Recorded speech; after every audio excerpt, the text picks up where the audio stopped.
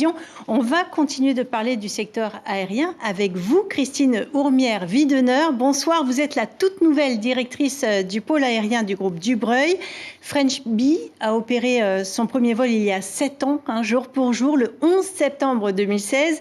2 ans plus tard, en 2018, la ligne Paris-Papeete voyait le jour. Quel bilan faites-vous de ce Paris-Papeete ? Bonsoir. Écoutez, le bilan, il est positif. Nous avons aujourd'hui 3 vols par semaine que nous opérons avec l'avion le plus moderne qui atterrit au aéroport de Papeete, puisque c'est un 350-900.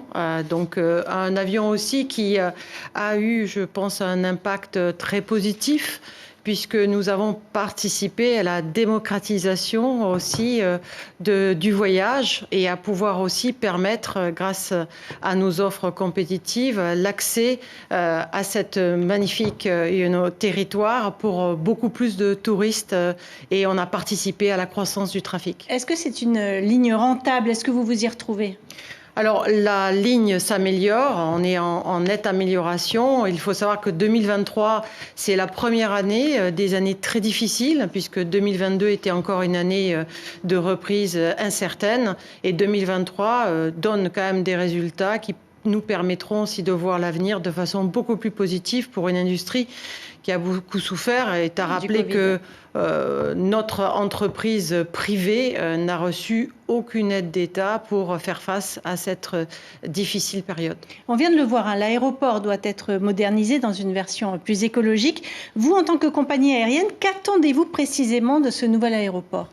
Alors, l'aérien de façon générale et le tourisme et le transport est vraiment très compliqué. C'est une chaîne logistique. Nous attendons des infrastructures qu'elles participent non seulement à la régularité et à l'offre que nous proposons, particulièrement l'expérience client. Quelles sont les difficultés que vous rencontrez actuellement ? Alors, les difficultés sont les difficultés, par exemple, d'engorgement des terminaux, puisque nous avons plusieurs vols qui partent, par exemple, le matin en même temps. Donc, nous attendons peut-être plus de fluidité sur certains flux de trafic. Bien sûr, on trouve de façon très positive le fait que l'État participe à une modernisation sans attendre les nouvelles concessions, et en particulier l'arrivée, nous l'espérons, de nouvelles technologies comme le scan des passeports qui pourront participer à la fluidité de ces passagers qui doivent passer la sûreté, puisque la sûreté est très importante, mais ils pourraient le faire en plus de temps, ce que permet maintenant les avancées technologiques. Alors, vos passagers transitent non pas à Los Angeles, mais à San Francisco. Mais depuis votre lancement, vous avez aussi finalement mis en place une ligne Paris-Los Angeles. Est-ce qu'un Paris-Los Angeles-Papeete est dans les tuyaux ?